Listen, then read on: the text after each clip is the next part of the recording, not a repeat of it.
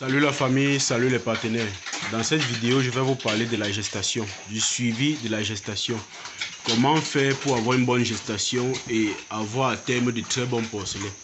Bien costauds et sans avoir de soucis pour pouvoir suivre vos porcelets à 35 jours à 10 kilos. Parce que tout se passe dans la gestation. Et le reste suit dans l'allaitement. Merci à vous. Sur cette chaîne, nous vous parlons d'élevage, d'agriculture, d'agrobusiness. Nous vous parlons de vente. Nous vous donnons des astuces 2 fois par semaine, le mercredi et le dimanche, pour que vous puissiez aussi lancer vos fermes et réussir, pour ne pas passer par nos erreurs. Sur cette chaîne, nous vous donnons des astuces pour mieux réussir. Nous vous donnons des conseils. Nous vous faisons des cours vidéo comme celle-ci et comme bien d'autres. Suivez-nous, partagez, likez et abonnez-vous pour plus nous encourager et faire bénéficier d'autres personnes. C'est grâce à vous que nous pouvons bien continuer et nous donnons plus d'astuces. C'est grâce à vous. C'est vous qui nous permettez de le faire et c'est vous qui nous permettez par vos encouragements à mieux faire.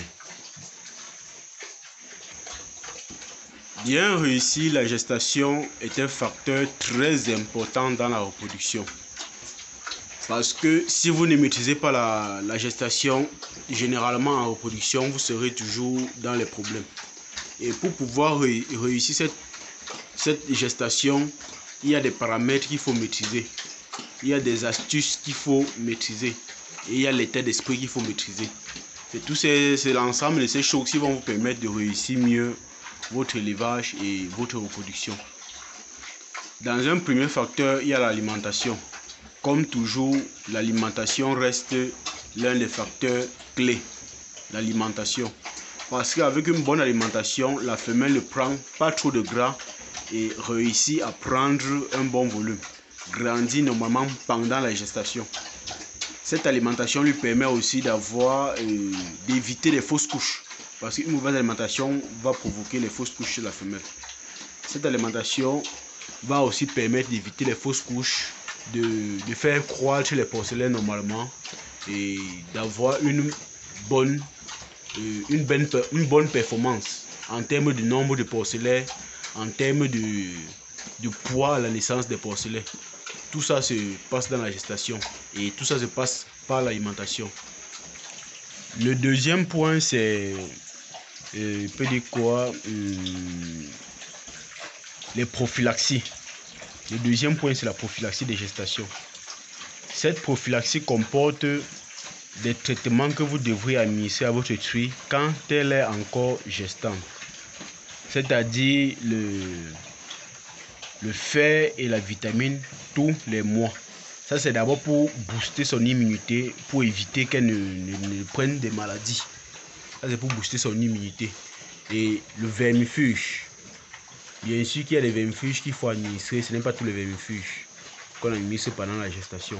Mais il y a des vermifuges qu'il faut l'administrer pour la maintenir en bon état. Parce que généralement, les truies gestantes sont les truies les plus sensibles. Ce sont les truies les plus sensibles.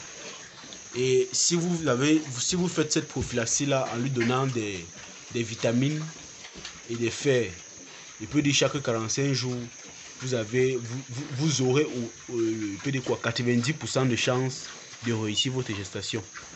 Déjà avec l'alimentation que vous avez maîtrisée, avec cette prophylaxie-là, ça va booster votre femelle et favoriser une meilleure immunité chez la femelle.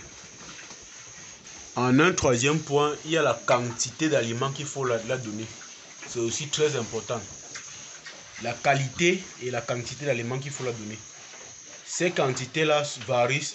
Donc pour une truie primipare, il faut la donner environ 2,5 à 3 kg. Pas plus, pas moins.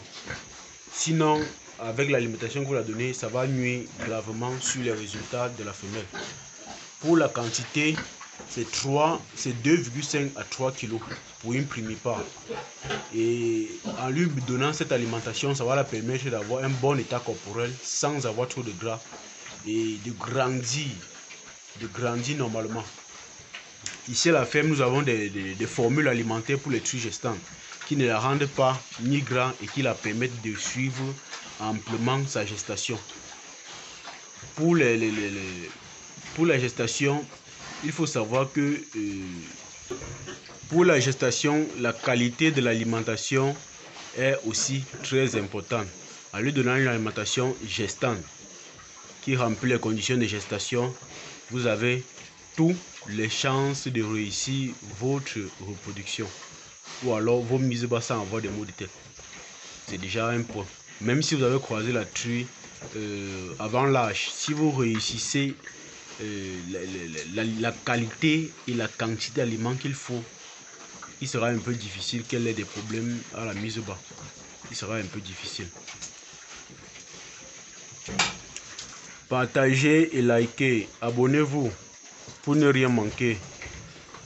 Dimanche, vous avez une autre vidéo qui vous donne des astuces, des conseils pratiques, qui vous fait des cours vidéo comme celle-ci là, pour pouvoir vous mettre à l'heure dans l'élevage de façon pratique.